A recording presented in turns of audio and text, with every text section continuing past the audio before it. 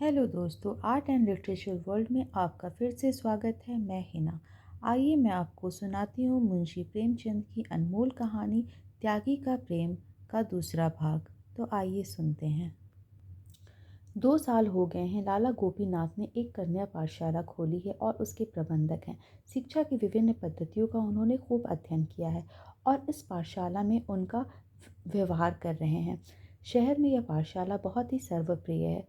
उसने बहुत से अंशों में उस उदासीनता का परिशोध कर दिया है जो अपने माता पिता को पुत्रियों की शिक्षा की ओर होती है।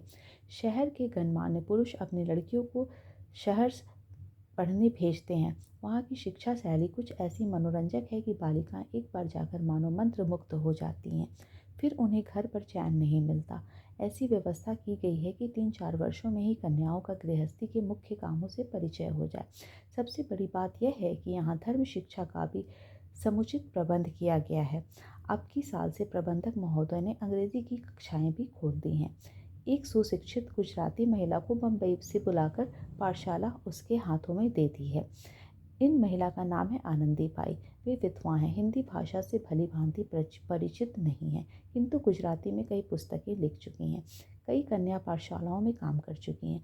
शिक्षा संबंधी विषयों में अच्छी गति है। उनके आने से मदरसे में भी रौनक आ गई है।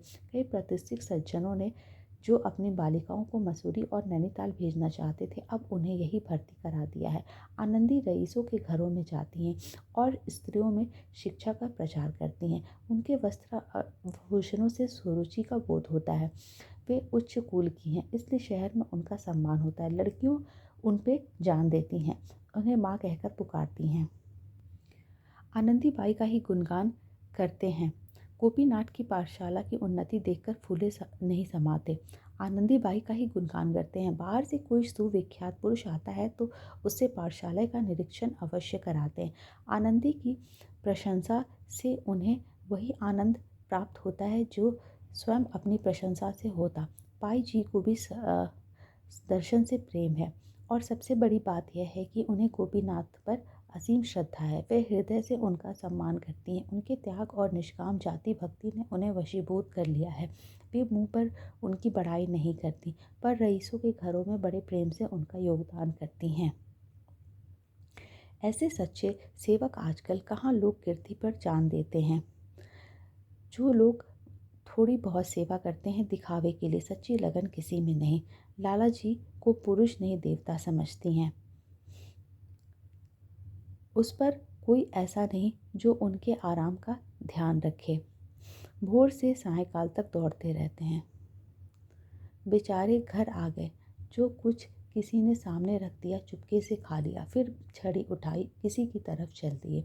दूसरी औरत कदापि अपनी पत्नी की भांति सेवा सत्कार नहीं करती। दशहरे के दिन थे। कन्या पाठशाला में उत्सव मनाने की तैयारी हो रही थी।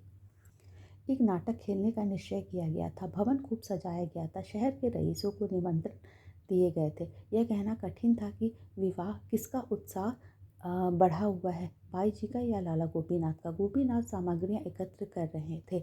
उन्हें अच्छे ढंग से सजाने का भार आनंदी ने लिया था। नाटक भी इन्हीं ने रचा था। नित्य प्रतिदिन उसका अभ्यास कराती थी और स्वयं एक पाठ ले रखा था। विजयादशमी आ गई।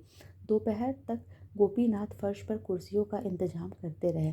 जब 1 बज गया और अब भी वे वहाँ थे न टले, तो आनंदी ने कहा, लाला जी आपको भोजन करने की देर हो रही है। सब अपना काम हो गया है, जो कुछ बच रहा है मुझ पर छोड़ दीजिए। गोपीनाथ ने कहा, खा लूँगा, मैं ठीक समय पर भोजन करने का पाबंद नहीं हूँ। फिर कौन घर जाए, घंटों लग जाएंगे। भोजन के उपरांत आराम करने का जो जी चाहेगा, शाम हो जाएगी। आनंदी, भोजन तो मेरे यहाँ तैयार है, ब्राह्मण ने बनाया, चलकर खा लीजिए।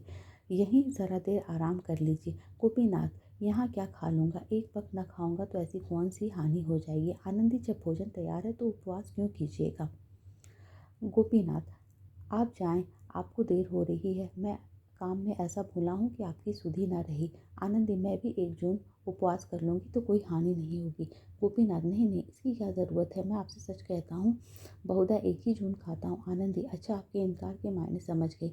इतनी मोटी बात मुझे न सूझी। गोपीनाथ, क्या समझ गई, मैं छूत छूत नहीं मानता हूँ, छुआछूत नहीं मानता हूँ, यह तो आपको मालूम है। आनंदी, इतना जानती हूँ कि जिस कारण आप मेरे यहाँ भोजन करने से इनकार कर रहे हैं, उसके विषय में केवल इतना निवेदन है कि मेरा आपसे केवल स्वामी और सेवक का संबंध नहीं है, मेरा आपसे आत्मीयता का संबंध है। आपका मेरे पास पान फूले को आविष्कार करना, आपने एक सच्चे भक्त के मर्म को आघात पहुंचाना है। मैं आपको इसी दृष्टि से देखती हूँ। गोपीनाथ को अब कोई आपत्ति ना हो सकी। जाकर भोजन कर लिया। वे जब आसन पर बैठे रहे तो आनंदी पंखा झलती रहीं। इस घटना की लाला गोपीनाथ के मित्रों ने आलोचना की। महाशय जी तो वहीं वहीं पर खूब जोर देकर भोजन भी करते हैं। शनैः शनैः पर्दा हटने लगा। लाला गोपीनाथ को अब परवशता ने साहित्य सेवी बना दिया था। घर से उन्हें आवश्यक सहायता मिल जाती थी, किंतु पत्रों और पत्रिकाओं तथा अन्य कामों के लिए उन्हें घर वालों से कुछ मांगते हुए बहुत संकोच होता था। उनका आत्मसम्मान जरा जरा सी बातों के लिए भाइयों के सामने हाथ फैलाना अनुचित समझता था। वे अपनी ज़रूरतें आप पूरी करना चाहते थे। घर पर भाइयों के लड़के इतना कोलाहल मचाते थे कि उनका जी कुछ लिखने में न लगता। इसलिए जब उनकी कुछ लिखने की इच्छा होती तो बेखटके पाठशाला चले जाते। आनंदी बाई वहीं रहती थी। वहाँ न कोई शोर था न गुल। एकांत में काम करने में जी लगता था। भोजन का समय आ जाता तो वहीं बैठकर भोजन कर लेते। कुछ दिनों बाद बैठकर लिखने में असुविधा होने लगी। आंखें कमज़ोर हो गई थी। आनंदी ने लिखने का भार अपने सिर पर ले लिया। लाला साहब बोलते थे, आनंदी लिखती थी। गोपीनाथ की प्रेरणा से उन्होंने हिंदी सीखी थी और थोड़े ही दिनों में इतनी अभ्यस्त हो गई थी कि लिखने में ज़रा भी हिचक न होती थी। लिखते समय कभी कभी उन्हें ऐसे शब्द और मुहावरे सूझ जाते थे कि गोपीनाथ फड़क फड़क उठते। उनके लेखन में जान सी पड़ जाती। वे कहते, यदि तुम स्वयं कुछ लिखो तो मुझसे अच्छा लिखोगी। मैं तो बेगारी करता हूँ, तुम्हें परमात्मा की ओर से यह शक्ति प्रदान हुई है।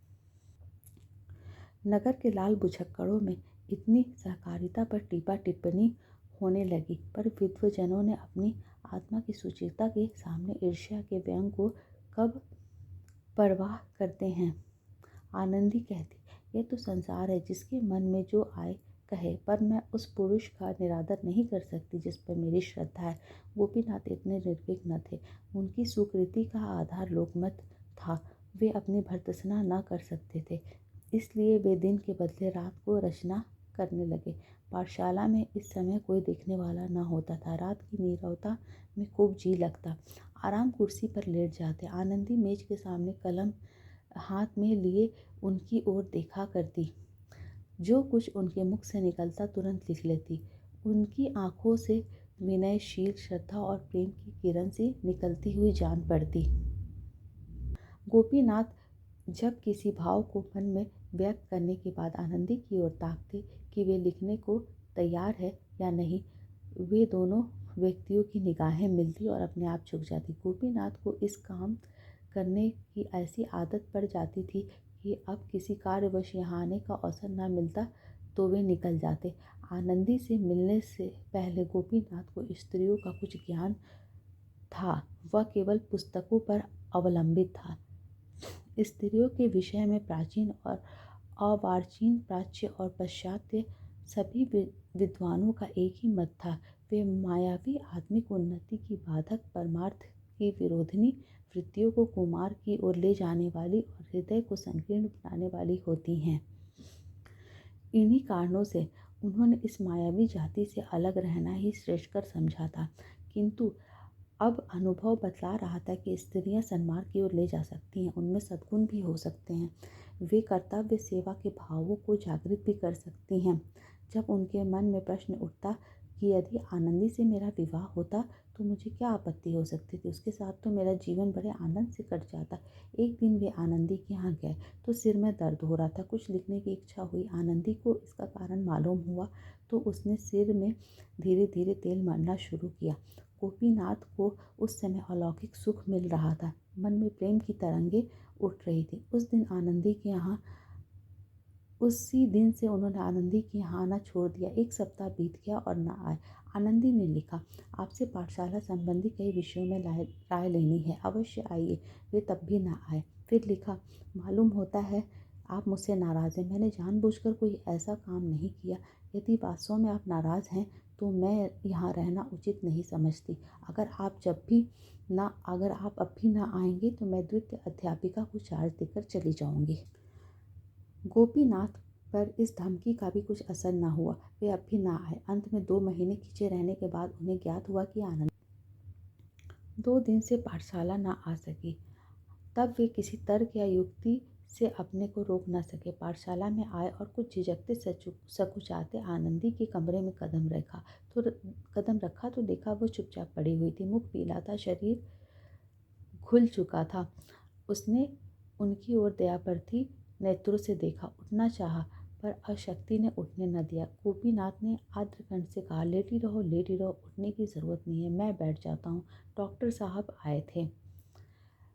मिश्राइन ने कहा, जी हाँ, 2 बार आए थे, दवा दे गए हैं। गोपीनाथ ने नुस्खा देखा। डॉक्टरी का साधारण ज्ञान था। नुस्खे से ज्ञात हुआ हृदय रोग है। अब आगे की कहानी हम आगे के भाग में और आगे की वीडियो में सुनेंगे।